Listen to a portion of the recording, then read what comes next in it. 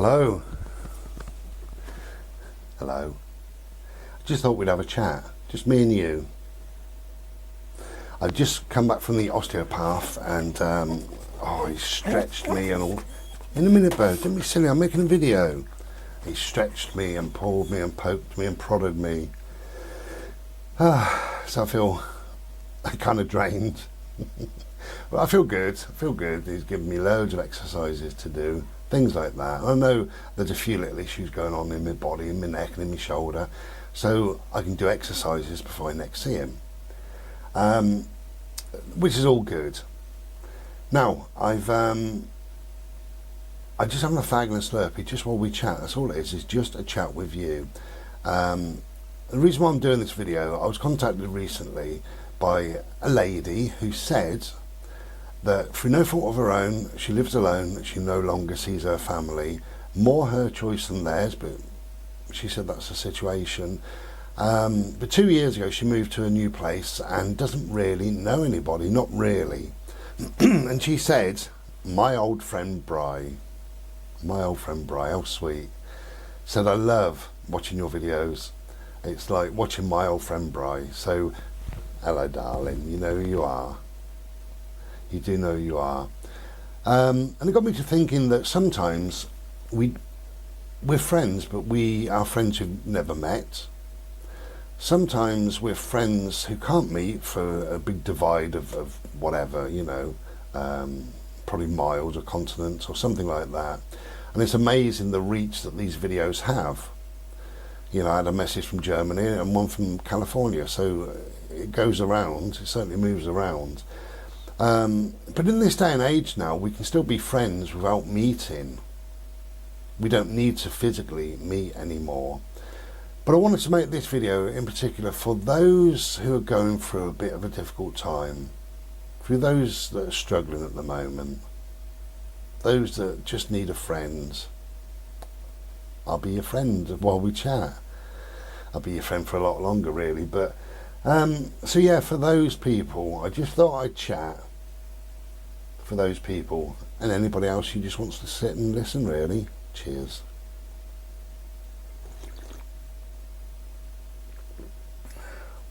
So I really need this Slurpee and this fag after my appointment. I really do. So for those people that are going through a difficult time, whatever that difficult time is, just a few words of mine really. If you're going through health concerns, try to remember a time, just sit quietly, try to remember a time when you were much better in your health. And focus on that time, and that is where you want to get back to. But if you can get back to it in your minds, okay, not physically, but in your minds, then you start to feel much better about yourself, I believe. And it gives you a goal, it gives you a purpose, and it gives you a focus. That is my health, that is where I was, that is where I'd like to get back to, or towards that. You don't have to sort of force yourself. I like to get towards that. If you're struggling with mental health or anxiety or some form of depression or whatever, the most important thing to remember is this too shall pass. It's got me through 58 years. This too shall pass. We don't think it's going to pass. We feel absolutely awful. We think that's it now forever. But this too shall pass. This too shall pass. Just remember that and keep that at the forefront of your mind if you can, when you can. Because it will pass. And it's important to remember that whatever you've been going through in your life, your success rate of dealing with that is 100%. And that's phenomenal, isn't it? Obviously it's 100% because you're still here. And you will survive this bout of anxiety, depression, even if it's loneliness, like my friend or whatever. You know, you may feel lonely today, but then maybe this afternoon you might not. Somebody might walk into your life, or something might happen, or you might watch this video and might feel a bit better about yourself, or something might happen. This too shall pass. It's really important to remember that. If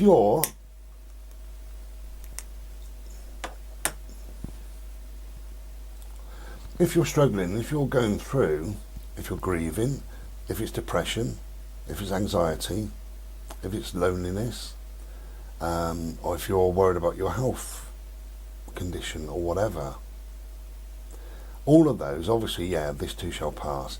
Now, it's really important what you tell your brain. I've learnt this over the years. It is so important. Let's deal with anxiety, okay, out of all of them. It could be any of them, because it's applicable to all of them, but anxiety. If you're an anxious person, I guarantee that you have said, you've implanted into your brain the words either anxious or anxiety. I guarantee that you've put that into your own mind 10 times today, 20 maybe. And you've told your brain, I'm going to be anxious soon. I'm waiting for the anxiety to kick in. Look at the anxiety. Here I go, I'm starting to feel anxious. Here's my anxiety now. This is how anxious I feel. I feel so anxious. Anxious. How many times a day do you say that? How many times a day do you put that message into your brain? Soon I will feel anxious. I'm waiting for anxiety. You do it over and over and over again. So the brain responds. Oh, you want to feel anxious? You want to feel some anxiety? Okay, here you go. And then you start to feel a bit jittery, and you can feel it coming on. And as you start to feel jittery and it starts to come on, you then say to yourself, oh, I'm starting to feel really anxious. Oh, anxious, anxiety. You use that word again, anxiety. It's getting worse. My anxiety is getting worse. And you may tell somebody, my anxiety is through the roof today. You know, you may get through the day, and at night you might tell somebody that, oh, my anxiety was terrible today. And you use the word anxious and anxiety. You force feed your brain those words again and again and again. How many times do you type it? How many times do you write an email to a friend? I'm doing okay, apart from and then you start anxiety. My anxiety, I was really anxious yesterday. Anxiety, anxious. And you leave that email feeling quite anxious, or you will do, because you've told your brain you want to start feeling more anxiety. Or you watch a video and you leave a comment, nice video, it got rid of my anxiety for an hour. Anxiety. Do you see what I mean? So the more you tell your brain, the more your brain will respond. It's got no choice. It's got no choice at all. And if you're ill or in pain, take pain for instance. I have pretty much constant pain. It's just there. It's just one of those things. I can't do a lot about it. I'm trying. Can't do a lot about it. But I could wake up and think, how's my pain today? How are my pain levels? Oh, I'm in a little bit of pain. I take my pain meds. Pain. Then I sit here and somebody a phone. How are you? Pain. Or I send an email. I'm all right apart from my pain. I got pain. Look at my pain. And your brain responds to that, and it starts searching for this pain. You're telling yourself, I'm in pain. Of course you're in pain. So maybe we should have a day off. Maybe tomorrow we should go through the whole day, those of us in pain, without mentioning the word pain at all. Not to ourselves, not to anybody else. Don't write it in an email or a text. Don't leave it under a comment, under a video. Don't use the word pain for the complete day. And when you're laid in bed at night, see how you feel. Doesn't matter about the pain, whether you're in pain or not, but see how you feel. You might have a dull ache. You might have a real strong ache. It may be very difficult to move your legs. You may feel a pinching, a pulling sensation, a thudding sensation, whatever. But don't use the word pain. And if you're anxious, don't use the word anxious for the day. Don't use anxiety. Don't use that for the whole of the day. And it can be with anything at all. The more you're going to tell yourself something, then the more it comes true. The brain provides what you want it to. That's the truth. Years ago, I went for an interview, and it was to go, my pay grade, say, was there, and I could have gone to a pay grade that was there, and I decided to go for a job, for an interview, that the pay grade was there.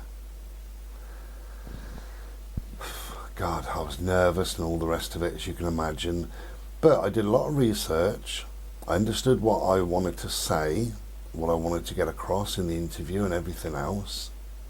I arrived at the place, the car park, about 25 minutes or so early. I always get there 10 minutes early, always. But I was about 25 minutes early. And I spent some time doing gentle circular breathing. So you just breathe in for 4 or 5 seconds. You hold it 4 or 5 seconds. You breathe out 4 or 5 seconds. And it's very peaceful, very calming, very relaxing.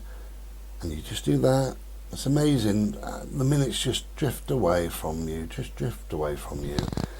And the other thing I do that I kind of taught myself, because I had a horrible dental experience years ago, was I imagine that I got holes in the bottom of my feet and this cold air rushes up, and I can feel this cold air in my legs, and the cold air rushes up even more into my hips and my lower back and into my chest, and I feel very calm and very cool, very much at peace.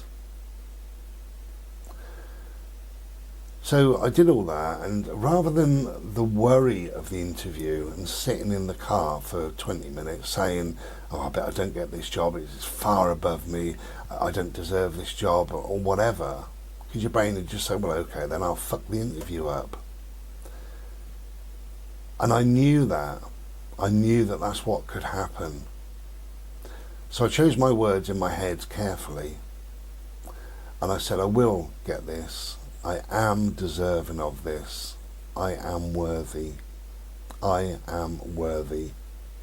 I will do my absolute best through this interview. Absolute best. And I will get this job because I am worthy. I deserve this. This is mine. I will get this job. And I just said that as I'm doing this circular breathing, I was saying all this stuff to myself. Cut a long story short, but I went in. The interview was with a panel of people. I was very, very calm, very peaceful, very relaxed. And I just kept my cool. And I got given a gift, actually, believe it or not, because they all kind of stood up and I shook their hands and what have you. And one of them, on his clipboard, was my CV, and he put it down on top of obviously this person they just interviewed, and I just happened to glance and look back up, and he'd written on there he didn't like the person's body language. I thought, well, that's handy. And I went along, I think 7 people, 6 or 7, and I sat down and all the rest of it, and it became quite clear that I was being interviewed really by somebody who was sat opposite me to my right, but him there who'd written about the body language, he was actually the main boss. He was the big guy. So I needed to impress him in some way, and his gift to me was body language. And I sat in the interview kind of like this. I always put one hand in front of the other, like that, just gently. I did move around a little bit in the interview, and I expressed myself, but I was very open, very calm, just nice, gentle, peaceful, like I am now. And anyway, lo and behold, I got the job, and it was fantastic. So that was really good. Loads of money. I didn't really get it I didn't want it for the money, but I wanted it for lots of other things because it led on for teaching and all the rest of it. But I got that job partly because of the way I was, partly because my demeanour, that gift of body language was really handy for me. So thank you. The universe does conspire sometimes. The universe does give you what you want, and the brain will also give you what you want. And what you tell it, it will give you. And it might not give you it now, it might give you it later or tomorrow. So right now, if you start saying, I'm anxious, I'm feeling anxious, anxiety, then maybe tomorrow your anxiety will be through the roof, and you'll think, well, why was that? Well, it's because you fed your brain with it all day long today. All day long. Now, even if you're feeling anxious, so what? So what? What is the worst that's going to happen? Are you going to die? Is your leg going to fall off? Worst that's going to happen is you're going to feel a bit rotten for a while. But the more you focus on it, the more it grows. What you focus on grows. So you focus on that anxiety, and it will grow to be a big, big thing. Throughout the day, throughout everybody's day, we probably all have little stress points. We probably all have little anxious moments. We probably have all little difficult times. And what happens in most people is they don't bother focusing on that stress, that anxiety, that difficult time. They don't bother. And it's no big deal. It doesn't matter to them. It's no big deal. Somebody who is, I know a lot of people say suffering anxiety. I always say managing, because of my depression. I manage my depression. So somebody who's managing their anxiety, they would focus on that tiny, tiny little bit of anxiety. And anxiety can be a good thing. Stress can be a good thing. It's all to warn you. It's all to guide you. It's all to help you, believe it or not. So when you start getting a little tiny bit of stress or a little bit of anxiety or a difficult thing in your head or whatever, some people will really focus on that and blow it up to be a massive thing, because what you focus on grows. Simple. What you focus on grows. What you feed your brain will give you back tenfold in your body, your mind, everything. But really, what you focus on grows. That's such an important lesson, you know. And if you start the day saying today's going to be a happy day and I'm feeling pretty good, yeah, okay, I got the usual problems. Don't say the word pain for that day. Yeah, I got the usual problems, but never mind, I'll get by. And this too shall pass. So just try that for a day. So if it is you that I'm talking to, and you are struggling in life for whatever reason, just have a little think. How much are you contributing to that struggle? How much are you contributing to your stress, to your depression, to your anxiety, to whatever it may be, to your pain levels? How much are you contributing? How much are you thinking about it? How much are you telling your brain, pain, pain, pain, pain? That, going back to the interview, had I sat in the car and said those things, you know, which was the truth of what I was feeling, but I wouldn't tell myself. Had I said I don't really deserve this job, there'll be somebody more worthy than me, I don't think I'll get it, I think I'll fuck the interview up, I would have went in there and my brain would have given me all of that. I would have fucked the interview up. I wouldn't have got the job. Somebody else would have got it, probably somebody more deserving, who knows. But of course you can fool the brain, and that's what we do every day. We all do that. We have difficult situations, difficult scenarios to deal with, and it could be all sorts. It could be a difficult phone call, it could be whatever. And we say, this will be all right. And then you do it, and you say to yourself, well, actually, it wasn't that bad, And it's when you step out of your comfort zone, it's never that bad. It's never as bad as we think it's going to be. Never. I've had a number of interviews that I've been not dreading, but I've been quite concerned about. And when I come back from that, somebody says, how was the interview? I say, actually, it wasn't as bad as I thought, And it's always the way. It's not as bad as you think. And a little bit of stress or a little bit of anxiety or whatever, it just keeps you on your toes. It just keeps you extra alert. So maybe a little bit of anxiety or a little bit of stress or a little bit of worry or concern or trepidation, when that pops in, maybe that's a good thing, because it just keeps you slightly more aware, slightly more awake, slightly more alert. So maybe things are not as bad as we think they are. But the more we concentrate on whatever we assume is bad in our life, the more it's going to happen. I'm not great at public speaking, but I've had to do it. I've been a teacher and all the rest of it, so I've had to do it, and it's got easier over the years. But I'm not great at it. I don't like it. I don't enjoy it.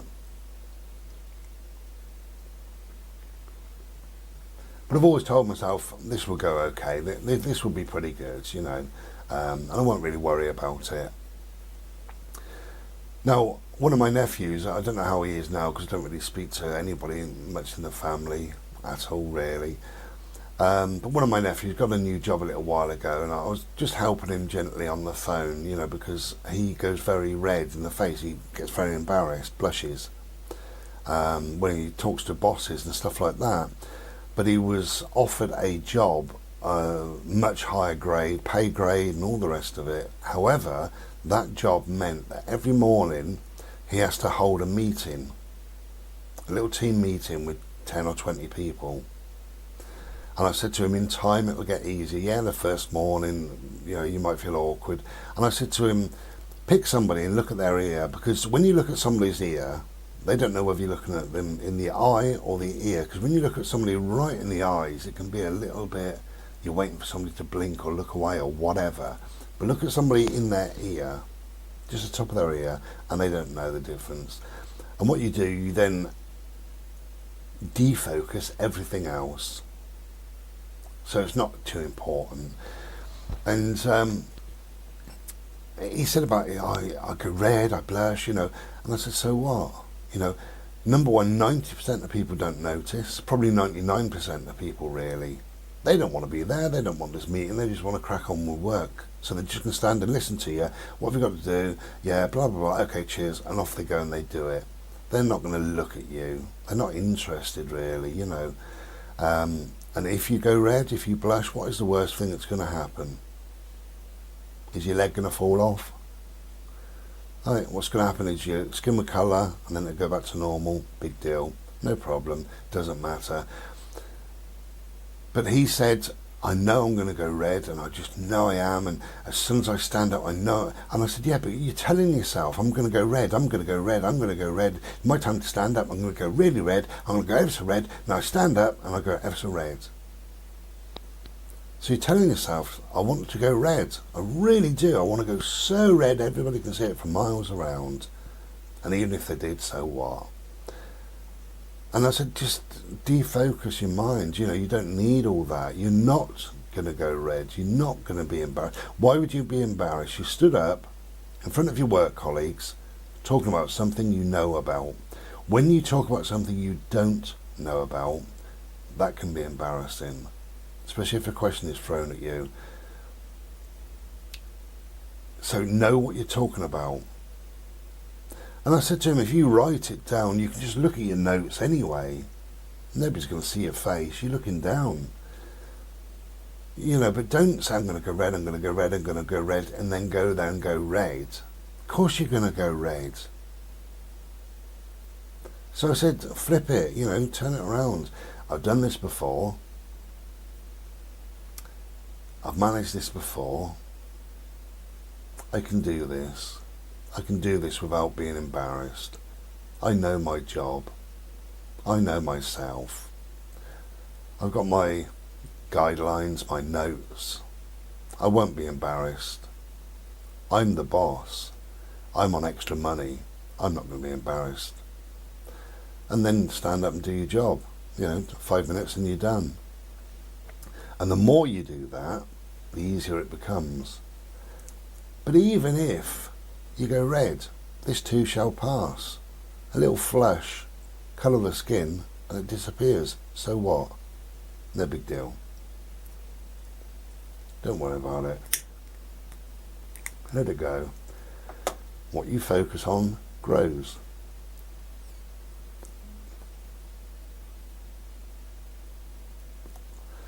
Okay, that's probably enough from me. I just thought I would just have a chat.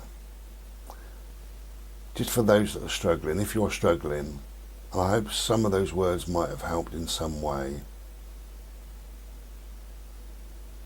Could be anything. It could be grieving. I mean, that's an awful thing to go through, and it's very raw. It's a raw, guttural, deep emotion when you're first grieving. But again, this too shall pass.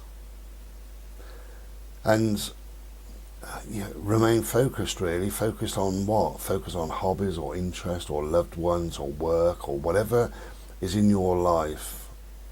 Because you can't help the grieving. The grieving will come crashing in, and it does, in waves sometimes. But when you focus too much on it, that's when it grows. And you end up that it's not actually grief, it's clinical depression. Got nothing to do with grief whatsoever. Because if you focus on the grief and all you talk about is I'm grieving, I lost my loved one, I'm grieving, you're no longer grieving. It's got nothing to do with grieving. That's not grieving. That's a kind of not awful, but a self-indulgent way of grieving. And we use that sometimes to protect ourselves, being self-indulgent. Of course we do. I'm grieving, leave me alone. I'm miserable because I'm grieving. I'm doing this because I'm grieving. I'm making mistakes because I'm grieving. I'm going red in the face because I'm grieving. We can use that for anything. But it becomes, as I say, clinical depression rather than grieving, because you focus on it so much. And you focus on it again and again and again, and that grieving becomes all-encompassing. It becomes everything that you are, every second of every waking moment of the day. You become this big bubble of grieving, and that's not you. It's not what your loved one would have wanted. It's not how we're built, really. It's not how the mind is made. So the mind will take all of that grieving and shove it somewhere else because it doesn't know what to do with it, and it'll send you to bed, and it'll make you really pissed off, and that's depression. It'll take away your appetite, maybe it'll take away your sleep, and before too long it becomes clinical depression, and you could have suicidal thoughts, and it goes on and on and on. And it's because we focused too much on grieving, or pain, anxiety, depression, a red flush of the face. It could be anything. It could be anything in life. Try not to focus too much on that one thing, and try to have a day off as well. Don't say the word grieving. Don't say the word anxiety. Don't say depression today. It'll still be there, but don't say it. Just don't say it. Don't allow these things to come bombarded in. Have a day off.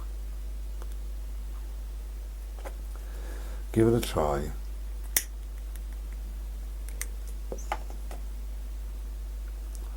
Now, of course, I could be sat here just talking a lot of rubbish. However, it's fact that I got that interview because I told myself I'm going to get that interview. I calmed my whole system down. That cool feeling through my feet, the circular breathing, and telling myself I am worthy, I will get this job, and I did. And I've been through grieving a number of times, so I know a little bit about that. I've had double depression on top of my dysthymia, which is a long-term depression. Hello. Well, I think the camera died. It had enough of me talking, really, so we'll end it there. But I hope some of these words have helped, really. If you're struggling, you're only struggling for a time of your life, for a period, for a minute, for a day, for a week, for a month, whatever it may be. If you're grieving, you're only grieving for a month or two, perhaps. If it's anxiety, it may be a moment, or 1 minute, or 1.5 minutes. If it's depression, it may only last 2 weeks. This too shall pass. But the more you focus on something, the bigger it gets. Anyway, try not to worry about things. Let things go. Let things go out your head. Try not to focus too much on things. And try to have a day off. Try to have a day off of whatever. You are allowed, even grieving, you're allowed to laugh, you're allowed to smile, you're allowed to have a day off. And if it's anxiety, depression, whatever, have a day off. If it's pain, do what you do in the morning, take all your pain meds, do your stretching, do some yoga, do whatever, and try and have the day off. Try and allow yourself that time. You know, put some great music on that you like, or watch a film, or whatever. Stay indoors, stay in the warm, read a nice book, go to bed early, cook a meal, have a takeaway. Treat yourself. We all deserve a treat. Take good care of yourselves. If you don't, nobody else will. Take care and be well. Ta-ra.